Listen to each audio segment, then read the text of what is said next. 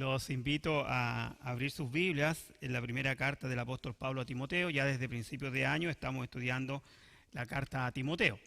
Y estamos ya en 1 Timoteo capítulo 5. 1 Timoteo capítulo 5, como habíamos dicho anteriormente, es un capítulo que nos habla acerca de el trato con las diferentes personas que nos encontramos en la iglesia, ¿ya? Así comenzábamos hablando del trato que debemos tener con los ancianos, en el sentido de personas mayores, con las viudas, con las jovencitas, con los hermanos. Y después ya el apóstol empieza a hacer como algo más focalizado, un detalle. Mira, las viudas, esto es, cuáles son viudas, cuáles no son, a cuáles ayudan, a cuáles no ayudan. Y ahora habla de, hoy día vamos a ver acerca de los ancianos, pero en el sentido ya no de gente mayor, sino de los pastores, de los que están en ese tipo de situación, ¿ya? Así que vamos a leer 1 Timoteo capítulo 5 de los versículos 17 al 21. Dice así la palabra de Dios.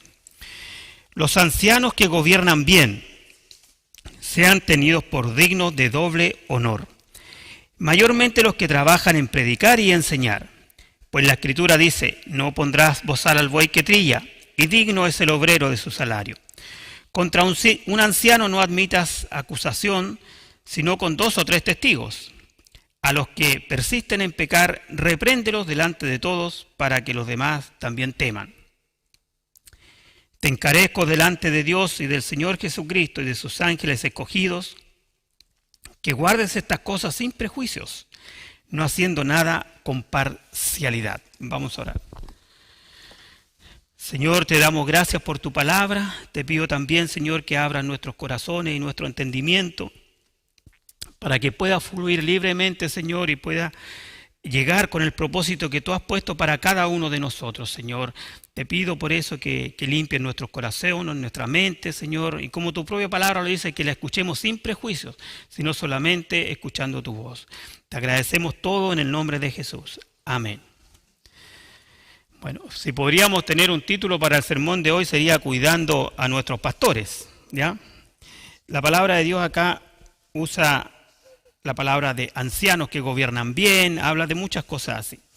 Pero quiero enfocarlo en primer lugar de un término mucho más amplio, porque como les dije antes, este capítulo 5 habla de muchas personas que están en la iglesia. Entonces vamos a hablar hoy día de la familia de Dios, ¿ya? De la familia de Dios.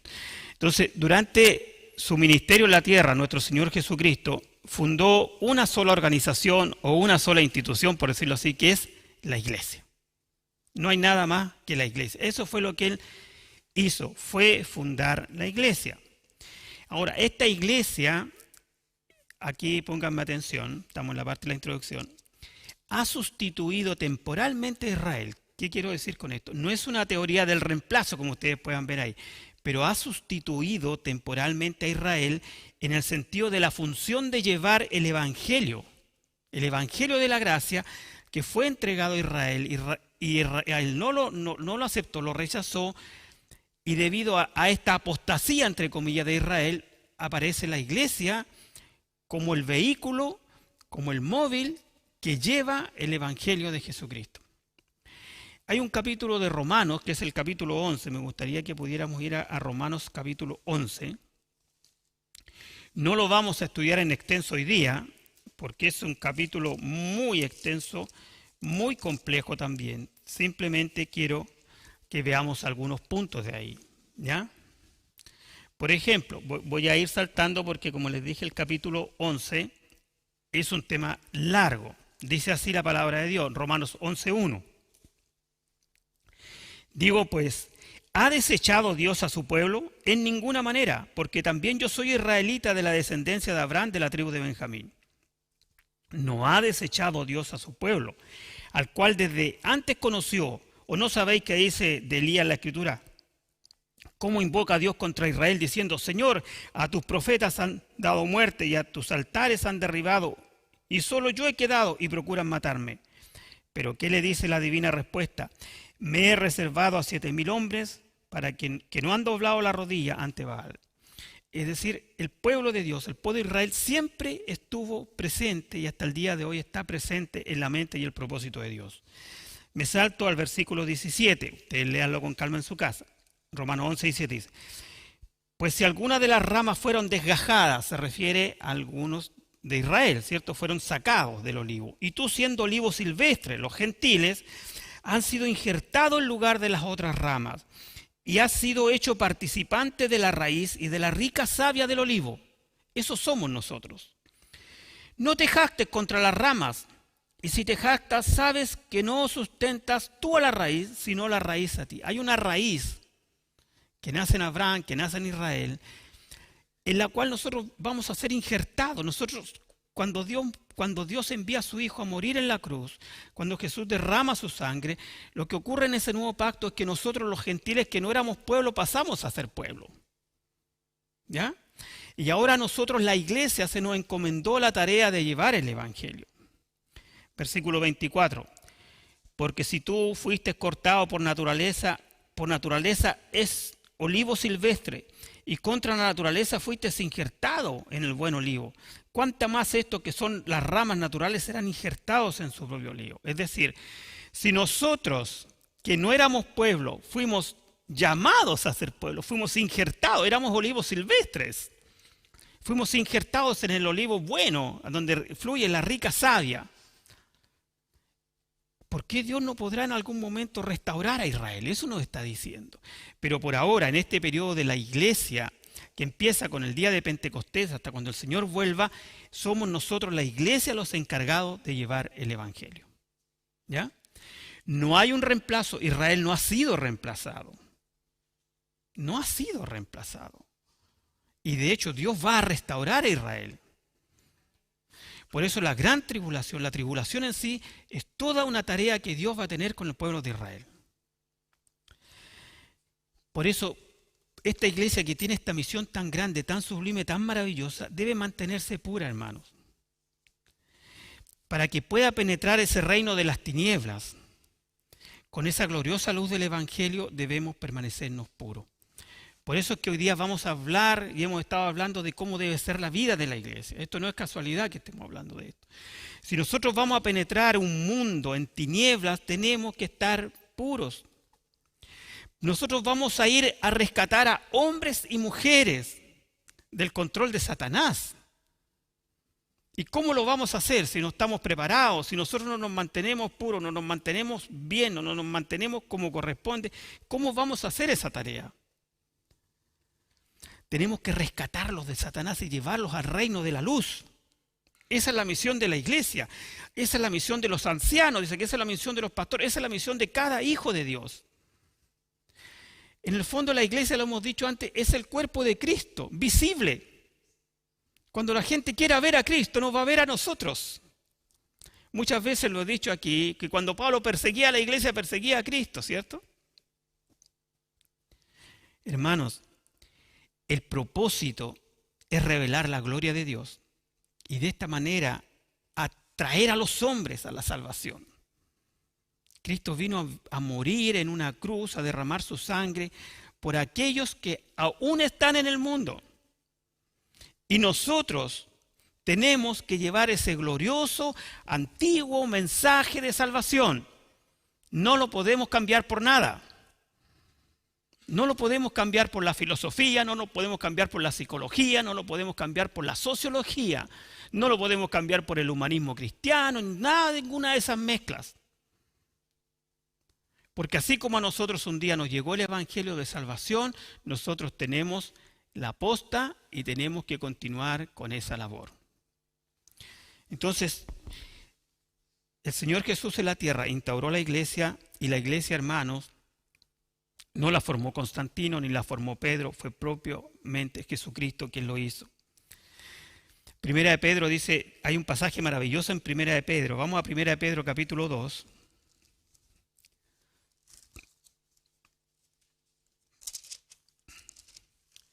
No es muy largo, lo vamos a aprender de memoria, tarea para la casa. Primera de Pedro capítulo 2, versículo 9 dice así. Cuando Pedro se refiere a la iglesia, mira lo que nos dice que somos. Primera de Pedro 2:9. Mas vosotros sois linaje escogido, real sacerdocio, otra definición. Nación santa, tercera definición. pueblo adquirido por Dios. ¿Para qué? ¿Con qué propósito? Para que anunciéis las virtudes de aquel que os llamó de las tinieblas a su luz admirable. Hermano, estábamos en tinieblas y el Señor nos llamó a su luz admirable. ¿Pero cómo lo hizo? Con la predicación de alguien. Alguien nos predicó el Evangelio. Evidentemente que habla acá, dice, principalmente los que se dedican en la predicación, que son los pastores. Pero cada hijo de Dios tiene una función. Cada hijo de Dios tiene un rol. Por eso que el liderazgo de la iglesia lo deben compartir, nos dice la Biblia, hombres santos en el sentido de reformado, restaurado, creyentes, que con su vida, con su testimonio, han demostrado que son verdaderos hijos de Dios. Y estas personas a las cuales Dios le dio dones, también le dio funciones. Y acá los llama los ancianos. Dice, los ancianos que gobiernen bien, sean tenidos por dignos de doble honor, mayormente los que trabajan en predicar. Quiero que vamos a Efesios capítulo 4. Efesios capítulo 4. Acá el apóstol Pablo habla de que Cristo, después que resucitó, dice que entregó dones a los hombres. Nos dio diferentes dones a cada uno de nosotros. Y cuando dice acá en Efesios 4:11, dice, y él mismo constituyó a unos apóstoles, a otros profetas, a otros evangelistas y a otros pastores y maestros. Los apóstoles y profetas vivieron en la era de la iglesia primitiva, la primera iglesia. Después, cuando ellos murieron, cesaron esos dones, pero siguen los evangelistas, los pastores y los maestros. Entonces Dios da dones, da diversidad de dones. Por eso cuando hoy día vamos a hablar de los ancianos, que dice así, no se refiere solamente a los que ustedes dicen, yo soy los ancianos, yo soy los pastores. No, cada uno de nosotros tiene dones. Puede que tú tengas un don de evangelista, puede que tengas un don de maestro, puede que a lo mejor no has descubierto tu don porque no estás trabajando en la obra de Dios, pero a la medida que estés trabajando vas a darte cuenta y vas a decir, sí, realmente esto de enseñar me hace sentir tan bien. Disfruto tanto, siento tanto gozo haciendo un discipulado, por ejemplo, que veo que por ahí va mi don. Hay hermanos que vienen a hacer aseo y se sienten felices haciendo aseo, y ese es un don de servicio que habla Romanos 12. Lo que pasa es que acá está hablando de personas, y habla de los dones, ¿te fijas?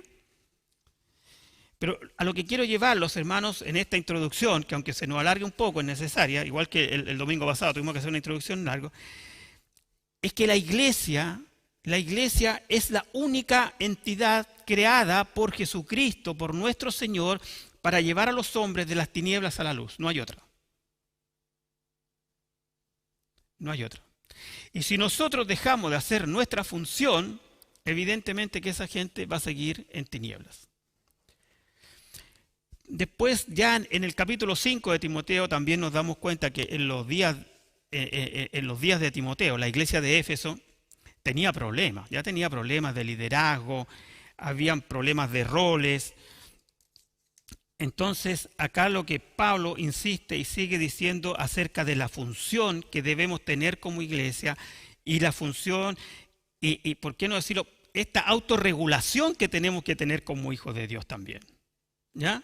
Hoy día vamos a ver esta autorregulación. Entonces, Pablo esta carta, en este lugar de la carta, lo divide en tres, digamos, grandes bloques o tres grandes temas que va a desarrollar. Uno que es cómo honrar a los pastores.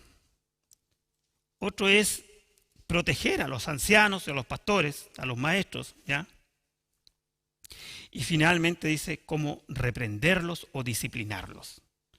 Porque también ellos pueden en algún momento ser disciplinados o reprendidos, ¿ya?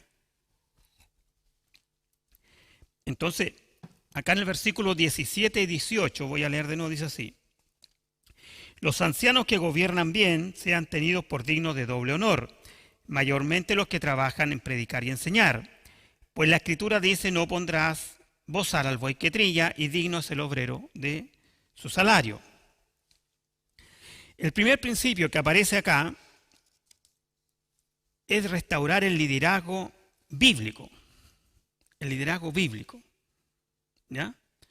El liderazgo bíblico es el siguiente, y que está basado en lo que era el antiguo Israel, donde habían ancianos. Con el grupo de varones que nos reunimos en la mañana los días miércoles, hemos visto que había un grupo de ancianos. Siempre hubo ancianos con Moisés. Moisés era el gran líder, pero había ancianos con ellos, que gobernaban con él. ¿Ya? Entonces, esto que está diciendo Pablo acá, no lo dice solo acá, también se lo dice a los tesalonicenses. Vamos a 1 Tesalonicenses, capítulo 5.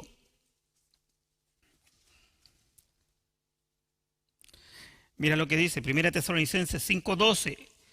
Os rogamos, hermanos, que reconozcáis a los que trabajan entre vosotros y los presiden en el Señor y os amonestan, y que los tengáis en mucha estima y amor por causa de su obra. Tened paz entre vosotros. Así que hay personas en la iglesia que dedican su vida a ustedes. Respétenlos, ténganlos en honor, no los menosprecien. Cuando le escriba a los hebreos, vamos a Hebreos capítulo 13. Hebreos 13, versículo 7, dice así: acordaos de vuestros pastores que os hablaron la palabra de Dios. Considerad cuál haya sido el resultado de su conducto e imitad su fe. Hebreos 13, 7. Versículo 17.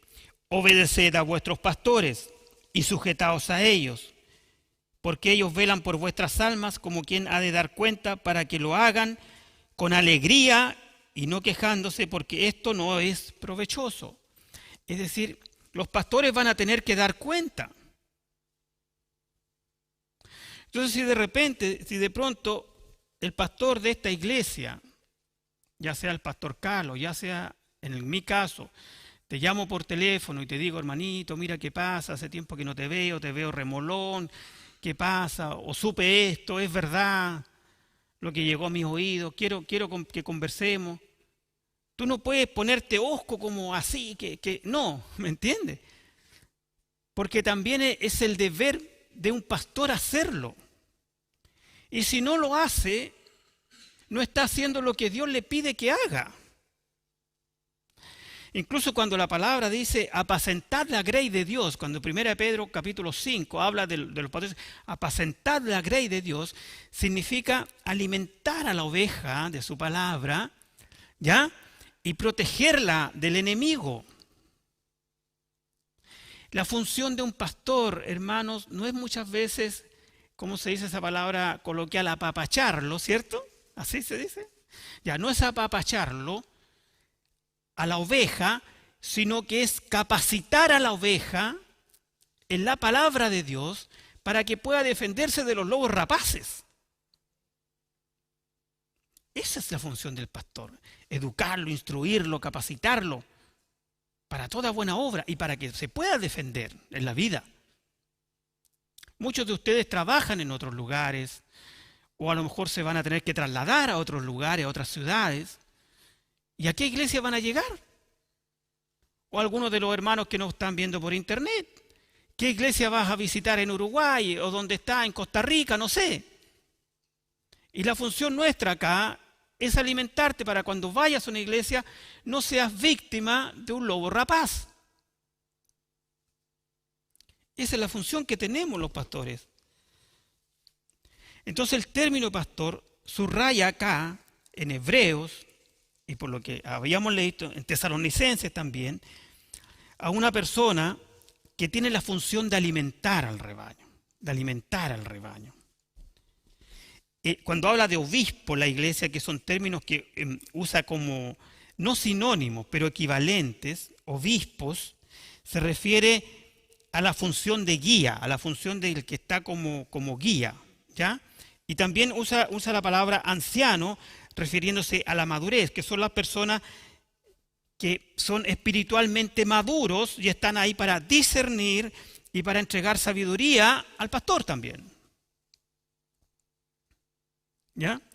Eso es más o menos lo que está diciendo acá. Pero él dice mayormente los que trabajan en predicar y enseñar. Nuestra iglesia, para nuestro medio local, podríamos decir que es una iglesia grande, por la cantidad de gente que viene. Pero dista mucho de ser una iglesia grande, como en algunos lugares de Estados Unidos con 2.000, 3.000 miembros, donde hay muchos pastores. Donde hay pastores de jóvenes, donde hay pastores de alabanza, donde están los pastores que enseñan, porque son iglesias enormes, donde en cada servicio pueden haber alrededor de 500 personas y tienen 3 servicios o 4 el día domingo. No es nuestra realidad. Por eso es que la Biblia habla de pastores, no habla de que tiene que haber un solo pastor. Habla de que hay diferentes pastores. Uno dice dedicado a la enseñanza, otros predican. Una iglesia como la nuestra, que es más chica, evidente que los pastores enseñan, predican, como quien dice, la hacen todas. Pero quizás en una gran iglesia no podría ser posible eso, ¿ya? Porque también hay pastores que se dedican exclusivamente a la consejería, sobre todo lo que es matrimonio, lo que es jóvenes. Nosotros hacemos consejería también. Entonces está hablando acá de las diferentes funciones que tiene una persona, de lo que es la iglesia, ¿ya? Por eso esta tarea a un pastor, nosotros recordamos los albores de la iglesia, el pastor Carlos, él seguía trabajando en su profesión y predicaba los días domingos, hasta que la iglesia se hizo tan grande y era insostenible esa situación y tuvo que quedarse lo que llamamos hoy día como pastor tiempo completo. Después, unos años atrás, me invita a mí también a participar en el pastorado, porque ya la iglesia había crecido mucho, ¿ya? ¿Por qué? Porque la tarea, hermanos, la tarea de estas personas, de los pastores, dedica mucho tiempo. Hay esfuerzo. Predicar, enseñar, preparar estudios, estar atento. Hoy día con el WhatsApp, con el teléfono, quizás los pastores de hace 100 años atrás, nadie les mandaba WhatsApp. Nadie lo llamaba por teléfono. Pero hoy día, a cualquier rato te llega un WhatsApp, a cualquier hora te llega una llamada telefónica. Entonces, por eso mismo que tenemos que ordenarnos a veces. Y desde ya siempre decimos, pedimos, quizás que no se sienta cuando alguien le dice, oiga, mire, converse con la hermana Anita porque ella le va a dar una hora y todo esto, porque tenemos que ordenar la cosa. Porque si todo el día estuvieran todos llamando a nuestros celulares, a nuestro WhatsApp, créanme que sería una cosa insostenible. Completamente insostenible.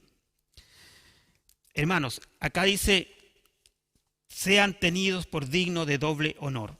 La palabra honor que dice acá se refiere evidentemente a respeto, consideración, ¿ya? Pero también esta misma palabra se usa en muchas partes de la Biblia como un apoyo económico. De ahí viene la palabra honorario, ¿ya? La palabra honorario básicamente se le da o se le daba por su origen a solamente 2 tipos de personas en el mundo: a los médicos y a los ministros, decían en Estados Unidos, que llamaban a los pastores, llamaban ministros. ¿Por qué? Porque es un honor que se traduce, es como cuando alguien dice, mira, permíteme el honor, cuando un médico le salva la vida a tu hijo, a tu padre, a un pariente, a tu cercano, eso no tiene precio. Entonces la persona hace un honor, ¿me entiendes? Retribuyendo eso. Por eso se llama, y de ahí viene la palabra honorario, que después se hizo extensivo por temas tributarios a todo el que da boleta, por decirlo así, en un país como este. Pero el origen de la palabra es eso, es un honor, que tú retribuyes a esa persona que salvó la vida de tu familiar, de tu hijo, lo que sea. Es el mismo concepto que se usa con los pastores, por eso dice de doble honor, dale honor. Es como cuando usaba con las viudas. ¿Se acuerdan cuando en capítulo 5:3 decía, honra a las viudas que en verdad lo son? ¿Qué significaba honrar? Darle un sustento económico a las viudas que realmente lo eran, las que lo necesitaban. Algunas no lo necesitaban, otras sí lo necesitaban. Como les dije antes, los pastores mientras trabajaron en el mundo no necesitaban nada, pero después que dejaron su trabajo del mundo tuvieron que necesariamente tener este honor de parte de la iglesia. ¿Ya? Entonces en eso no nos debemos confundir también. La palabra habla de una ofrenda a Dios, eso es el honor. Por eso es que él sigue y dice, no pongáis bozal al buey que trilla. Pero Pablo era muy, ¿cómo decirlo? Era muy caballero en esto, él era muy sutil y no le gustaba hablar de esto de términos como algunos por ahí andan hablando, como la iglesia de la prosperidad, que hablan de dinero. Pablo como que no le gustaba mucho usar esas palabras, sino que les decía, mira, ustedes con esto están honrando a esta persona, están retribuyendo lo que él hizo por ustedes. El médico salvó tu vida, o la de tu mamá, o la de tu hermano, o la de tu hijo, y el pastor está salvando tu alma. Era como el equivalente, ¿ya? Entonces Pablo habla, por ejemplo, en 2 Corintios, vamos a 2 Corintios.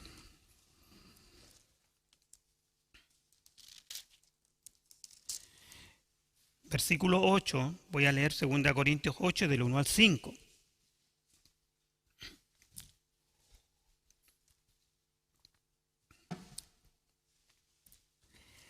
Dice así el apóstol Pablo, 2 Corintios 8.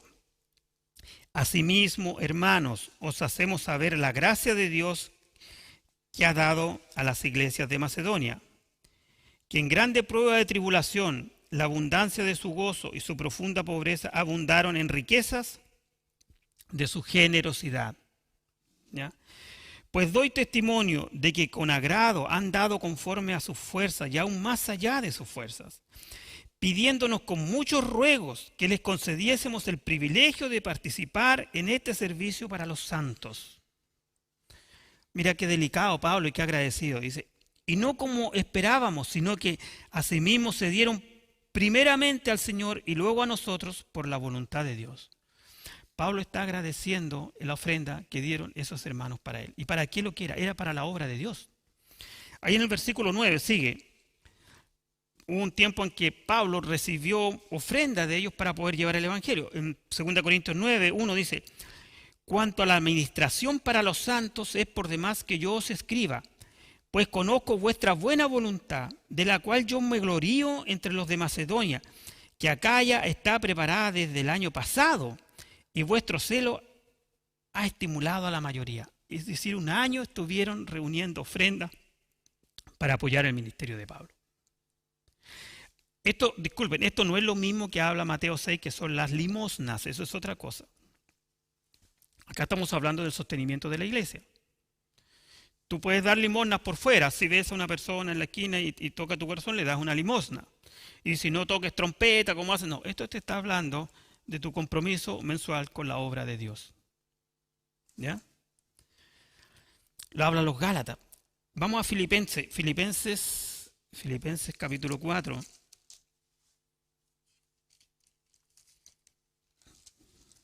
Versículo 18 dice así.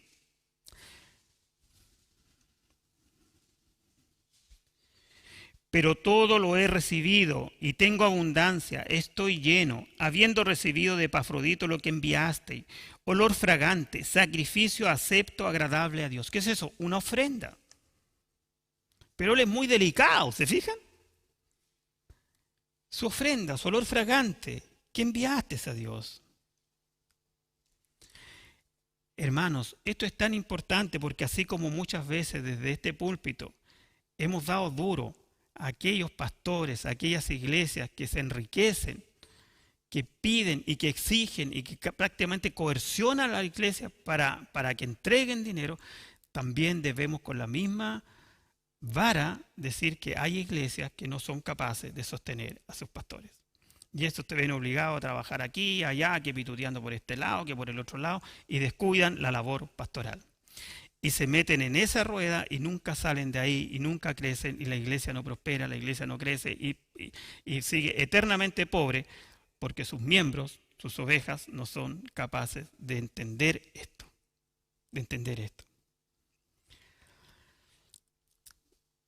Primera Corintios, volvamos a 1 Corintios 9. 1 Corintios 9.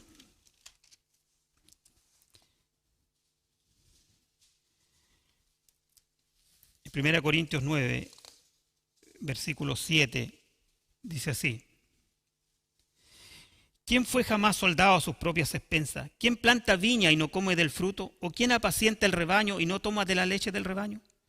Digo esto solo como hombre. ¿No dice también la ley? Porque en la ley de Moisés está escrito: no pondrás bozal al buey que trilla. ¿Tiene Dios cuidado de los bueyes? Pero claro. Incluso es más, lo voy a llevar de nuevo a Filipenses. Quizás no debía haberlo sacado allá, pero volvamos a Filipenses. Filipenses 4. Si nosotros vemos Filipenses, la carta de Filipenses que escribió el apóstol Pablo, la escribió con el primer propósito de agradecer la ofrenda que le habían dado los filipenses y con la cual él pudo hacer el ministerio. Filipenses 4:10 dice: en gran manera me gocé en el Señor de que ya al fin habéis revivido vuestro cuidado de mí, de lo cual también estabais solícitos, pero les faltaba la oportunidad. Mira la disposición. Sigue: no lo digo porque tenga escasez, pues he aprendido a contentarme cualquiera sea mi situación. Sé vivir humildemente y sé tener abundancia. En todo y por todo estoy enseñado, así para estar saciado como para tener hambre, así para tener abundancia como para padecer necesidad. Todo lo puedo en Cristo que me fortalece. Sin embargo, bien hicisteis en participar conmigo en mi tribulación. Y sabéis también vosotros, oh filipenses, que al principio de la predicación del Evangelio, cuando partí de Macedonia, ninguna iglesia participó conmigo en razón de dar y recibir, sino vosotros solos. Pues a una Tesalónica me enviasteis una y otra vez para mis necesidades. No es que busque dádivas, sino que busco fruto que abunde en vuestra cuenta. Pero todo lo he recibido y tengo abundancia y estoy lleno, habiendo recibido de Epafrodito lo que enviasteis, olor fragante, sacrificio acepto, agradable a Dios. Mi Dios, pues, suplirá todo lo que os falta conforme a sus riquezas en gloria que es en Cristo Jesús. Al Dios y Padre nuestro sea la gloria por los siglos de los siglos. Amén. Ese es el agradecimiento que hace Pablo. Esas son las palabras de agradecimiento que hace a los filipenses. Hermanos, por eso les dije antes, las cosas hay que verlas en su contexto real. En su contexto real. En orden. Pablo habla de los pastores, de todas estas personas que son los que están al frente en la pelea, en la lucha. Porque son los pastores los que tienen que ir a la pelea. Son ellos los que a la hora que ustedes le dicen: mira, conozco un vecino, ya, tráelo, ya. Y le hablamos, le predicamos el evangelio, ¿me entiendes? Son ellos los que tienen que estar también para cuando hay un problema en la familia, con algún hijo rebelde o lo que sea, lo que pasa, son ellos los que tienen que estar ahí. Y es deber del pastor estar ahí. Por eso dice que esta labor se tiene que hacer con excelencia. Volviendo a nuestro pasaje central, dice: se han tenido los que gobiernan bien, los que hacen bien su trabajo. Pero no le pondrás bozal al buey que trilla. Para redondear esta idea, Pablo usa algo del Deuteronomio. Vamos a Deuteronomio 25, porque siempre hemos escuchado esto. Dice: ¿dónde está esto? Esto está en Deuteronomio.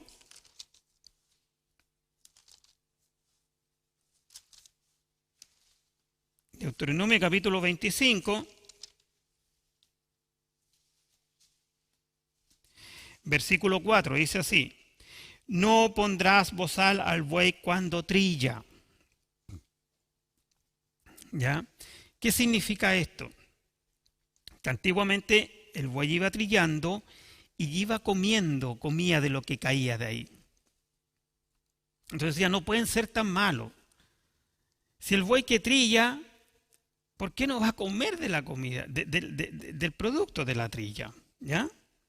Lo mismo usa después. Vamos a 1 Corintios, vamos a saltar bien lejos, 1 Corintios.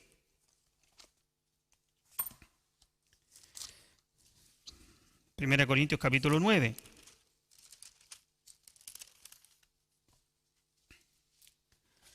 Haciendo referencia al Levítico, 1 Corintios 9:9 dice: porque en la ley de Moisés está escrito: no pondrás bozal al buey que trilla. ¿Tiene Dios cuidado de los bueyes? ¿O lo dice enteramente por nosotros? O sea, dice: ¿es solamente por los bueyes o también es por nosotros? ¿Ya? Pues por nosotros se escribió: porque con esperanza debe arar el que ara, y el que trilla con esperanza de recibir el fruto de la trilla.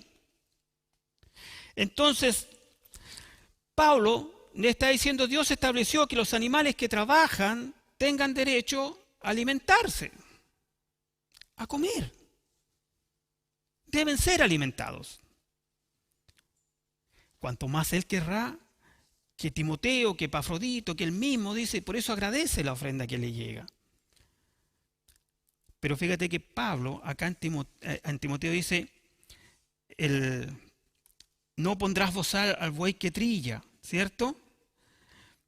Y digno es el obrero de su salario.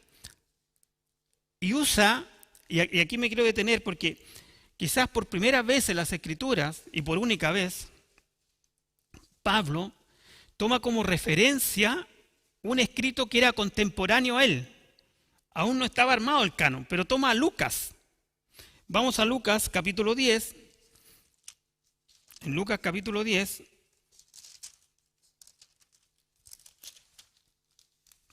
versículo 7 dice así.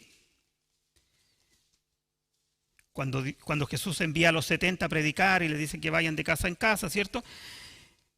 Y en Lucas 10:7 dice, y posad en aquella misma casa, comiendo y bebiendo, lo que os den, porque el obrero es digno de su salario. No os paséis de casa en casa.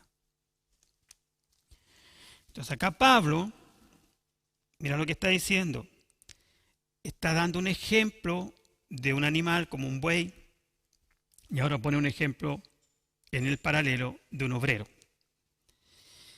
Y esto de los obreros era bien complejo, desde siempre ha habido problemas, esto de personas que han abusado, que han querido aprovecharse quizás en algún momento de alguna situación. Por ejemplo, en Deuteronomio 24, el versículo 14 dice así, no primas al jornalero pobre y menesteroso, ya que sea de tus hermanos o de los extranjeros que habitan en tu tierra dentro de tus ciudades. En su día le darás su jornal y no se pondrá el sol sin dárselo, pues es pobre, con él se sustenta su vida, para que no clame contra ti a Jehová y sea a ti pecado. O sea, no sea que el hombre clame a Jehová y Jehová lo escuche, porque ahí te llega. Entonces, muchas personas juegan con esto. Sabemos que hasta el día de hoy en el mundo mucha gente juega con esto. Y hacen trampa con esto. Y más aún creen que son hábiles porque hacen esto. Alguien dice, mira qué habiloso. No es habilidad, es un delito. Está poniendo ese ejemplo. Santiago, vamos a Santiago, capítulo 5. Leamos Santiago capítulo 5. Versículo 4 dice así. He aquí clama el jornal de los obreros que han cosechado vuestras tierras, el cual por engaño no les ha sido pagado por vosotros, y los clamores que habían cegado han entrado en los oídos del Señor de los ejércitos. Qué terrible. Pablo pone un ejemplo. Pone un ejemplo. Cuidado con esto, ya que lo hagamos directamente o indirectamente, ya que sepamos o no sepamos. Nosotros no podemos actuar así. Nunca un hijo debe hablar así. Nunca debe hablar así. Ya cerrado esto con ese punto de Santiago, que es muy fuerte, pasamos al segundo punto que les dije, la protección de los pastores. Ahí en el versículo 19 de 1 Timoteo 5, dice, contra un anciano no admitas acusación, sino con 2 o 3 testigos. Hermano, aquí hay que ser claro en que hay personas que sufren como una ansiedad por acusar a los pastores, como que le andan buscando la yayita, ¿ya? Entonces siempre están ahí como que, mira lo que dijo, mira cómo lo dijo, no es que el tono no me gustó, es que la palabra que usó, es que cómo se sentó, es que no se paró, es que, ¿me entiendes? Hay gente como que anda buscando eso. En lugar de orar por su pastor, de animal, como que le anda buscando el talón de Aquiles. ¿Ya? Entonces Pablo dice acá, mira, tengan cuidado con estas cosas, contra un anciano no admitas acusación. ¿Ya? Porque también dentro del propio, y cuando hablo de esto ni siquiera hablo de la gente del mundo. porque sabemos que la gente del mundo nos va a atacar siempre.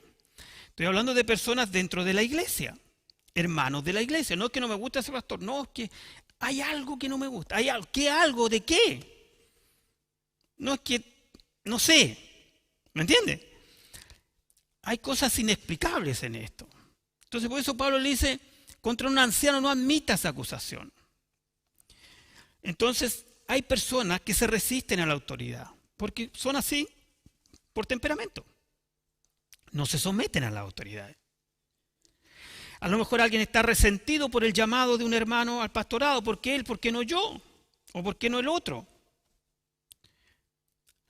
O a veces ven virtudes, hay celos, hay contiendas, como dice el apóstol, hay iras. O a veces hay envidia por las bendiciones que ha dado a la vida de esta persona. Pueden haber tantas cosas que el pueblo de Dios tiene que necesariamente hacer una introspección, por decirlo así, y ver qué está pasando, por qué yo tengo esa animadversión a esta persona. ¿Ya? Hermanos, por eso, antes de hacer una acusación de cualquier tipo, Pablo le dice, cuidado que van a haber cosas falsas. Satanás va a usar armas, Satanás va a ocupar personas para acusar, para acusar. Porque la integridad de una iglesia y la integridad de un pastor está en su testimonio. Como habíamos dicho al principio de 1 Timoteo, en capítulo 3, cuando habla de los requisitos de los ancianos, de los diáconos, no hablaba de que estudió en el seminario, el Master Seminary, que será el que está de moda, ¿ya? No estudió allá, no. Habla un montón de normas de cómo conduce su casa, cómo vive, ¿me entienden? No habla cuál es su coeficiente intelectual.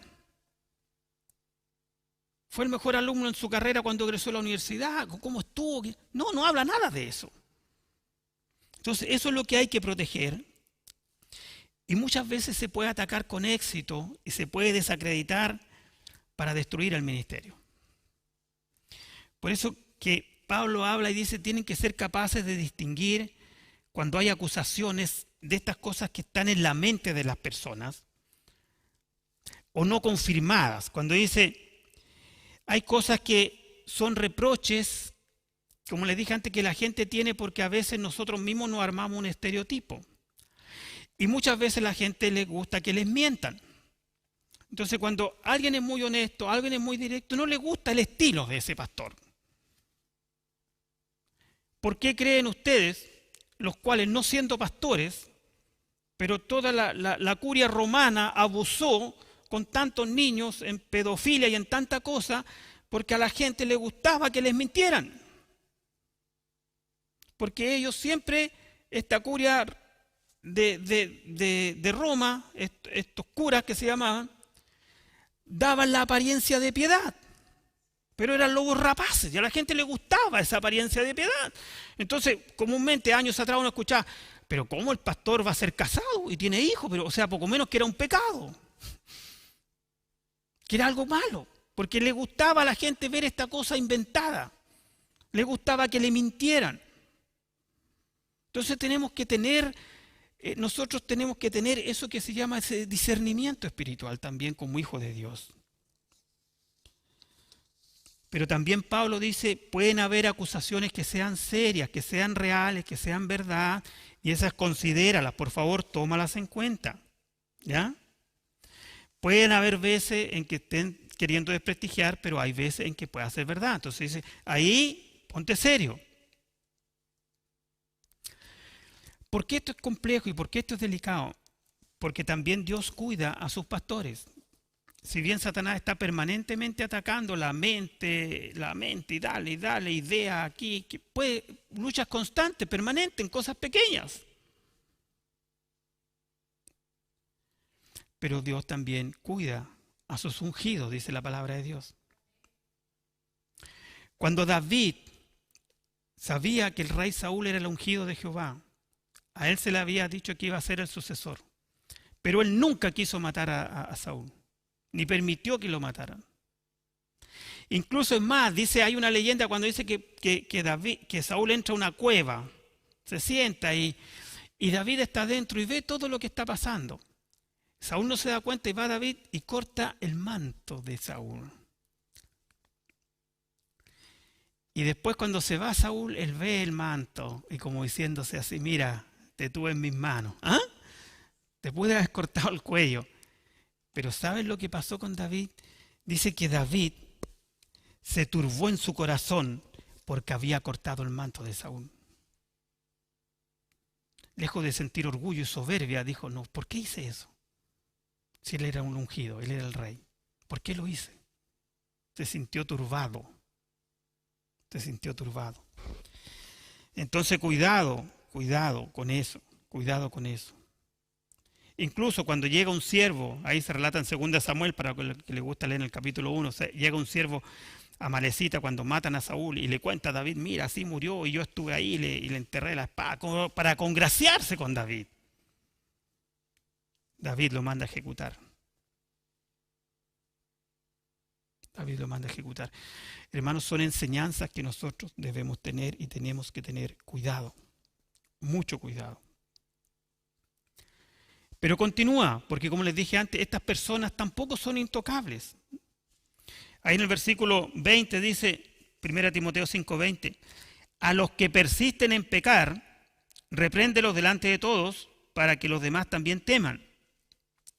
Te encarezco delante de Dios y del Señor Jesucristo y de sus ángeles escogidos que guardes estas cosas sin prejuicios, no haciendo nada con parcialidad.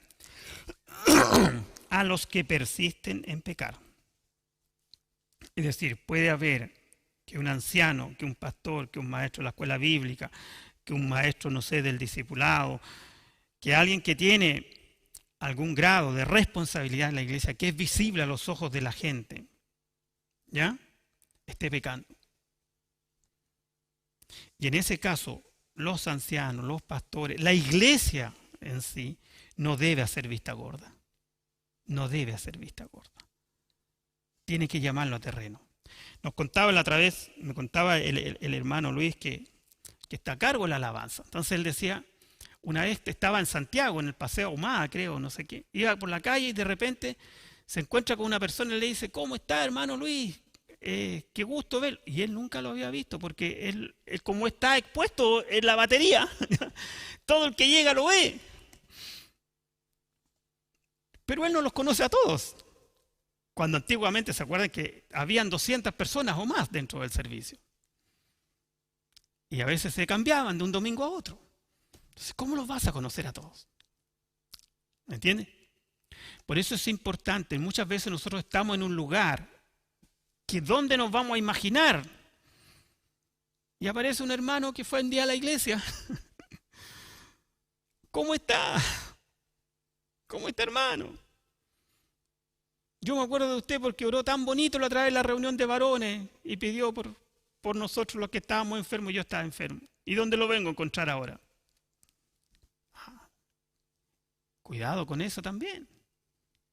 Entonces dice que a los que persisten en pecar, llámalos a terreno, para que los demás también teman, tengan temor. Es decir, aquí se conjugan dos cosas. Cuando un anciano es reprendido, el pueblo en sí teme. Y el pueblo ve que hay consecuencias en la iglesia. Porque cuando la gente empieza a ver que hay impunidad, todo se echa a perder, todo se contamina. Se contamina cuando la iglesia dice, no, pero es que como él es anciano no pasa nada. Pues él puede ir allá los fines de semana, hace lo que quiere, el fin de semana está allá y después aparece acá como si nada. Eso no puede pasar. Por eso que, mira, repito lo que dice, dice, a los que persisten en pecar, te encarezco delante del Señor Jesucristo y de los ángeles, haz cosas sin prejuicios, no seas prejuiciado,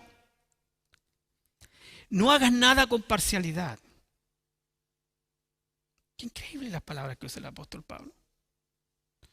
Cuando nosotros también tengamos que juzgar y enfrentarnos, así como tenemos que dar honra al pastor, así como tenemos que confiar en él, así como tenemos que en aquella persona que te está discipulando, que es tu maestro, que es tu maestra, y tú le estás confiando, tú estás a veces confiando tus cosas íntimas con esa persona, ¿cierto? La consejería, lo que sea. También, si tú cometes error como maestro, como anciano, como pastor, debes ser reprendido y debes ser sacado. Si esto no se repara, si la gravedad de la falta es tan grave que contamina el prestigio de la iglesia, debe ser sacado. No debe haber temor en eso. El temor junto al amor de Dios es importante, porque el temor de Dios aborrece la maldad. Y nosotros no podemos jugar con la maldad. No podemos acariciarla. La iglesia debe decidir si protege la reputación del hombre o la reputación de Dios. ¿Me entienden? Y en eso no hay doble estándar, no hay dos discursos. Sea un pastor, sea un anciano, sea un maestro, cualquiera que sea, está con su vida, con su conducta, por decirlo así, menospreciando, denigrando el Evangelio de Jesucristo, debe ser amonestado. Y públicamente para que los demás sepan y teman. Nada de una cosa media calladita, que aquí, que tapémosle, que no. No, públicamente, dice el apóstol Pablo. Acá lo está diciendo. Delante de todos, para que los demás también teman. Es decir, aquí delante de decirlo, mira el hermano tanto que estaba enseñando, ahora no enseña porque pasó esto.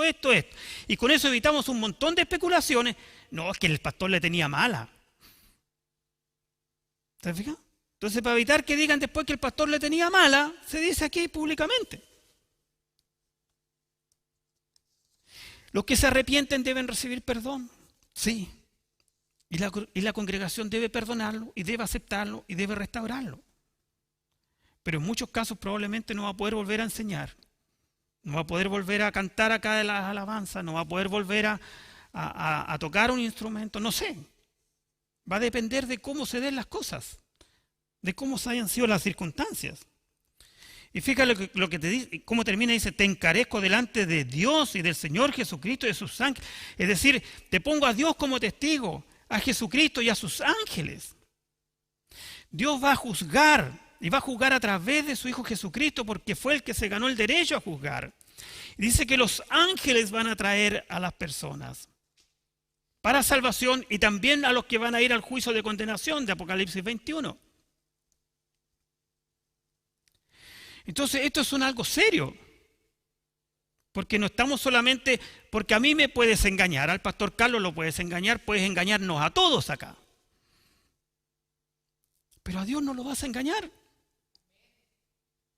Y eso es lo que tiene que estar en nuestra mente, eso es lo que tiene que estar en nuestro corazón para ver las cosas. Hermanos, y sin prejuicios. Esto se refiere a que no hagamos acepción de personas, no, que perdonemos a ese. No, pero es que mira, que ¿sabe lo que pasa?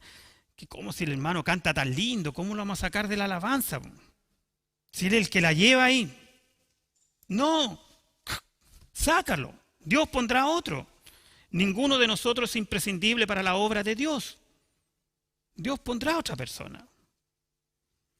No podemos decir eso, no, pero es que no podemos sacar al hermano, porque el hermano es el que canta tan lindo ahí. Toca el piano, toca la batería, toca la guitarra, no sé. Hermanos, no. Nadie debe recibir un trato preferencial en la reprensión, absolutamente nadie. Pero sí se debe hacer con precisión, se debe hacer con elementos de juicio que corresponden a las circunstancias. Finalmente, para terminar, quiero leer un salmo, que es el Salmo 105.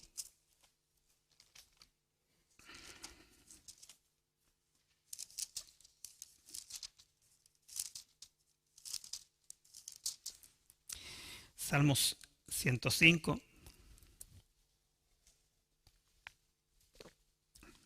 Versículo 15 dice así: no toquéis, dijo, a mis ungidos, ni hagáis mal a mis profetas. Hermanos, que esa sea la palabra, que eso sea lo que nos lleve también a pensar esto, a replantearnos tantas cosas. Que la vara de Dios puede caer a los que tocan a su ungido, pero también debemos como iglesia tener el valor, el coraje para disciplinar, para corregir cuando corresponde. Debemos preocuparnos de nuestros ancianos, debemos preocuparnos de nuestros pastores, porque nosotros somos la iglesia, nosotros somos el vehículo que Dios puso en esta época hasta su segunda venida para llevar el evangelio, para llevar a los hombres desde las tinieblas a su luz admirable.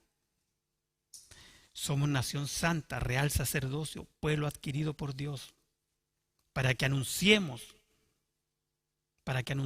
su palabra, para que llevemos de las tinieblas a la luz. Esa es nuestra función, ese es nuestro deber. Esa palabra para, siempre les digo, tiene un propósito y es implícito un propósito. Para que anunciéis, para que andéis como es digno, para. Ese es el propósito, la palabrita para, chiquitita, te da la idea de que para eso es el objetivo, es la meta final. Nos ponemos de pie y vamos a orar. Padre, te damos gracias por tu palabra. Te damos gracias, Señor, porque tú eres un Dios de amor. Y como siempre te pedimos, Señor, que mantengas esta tu iglesia en integridad, en sabiduría, en amor, con respeto, en honor también hacia sus pastores, pero también en reprensión y en corrección cuando sea necesario.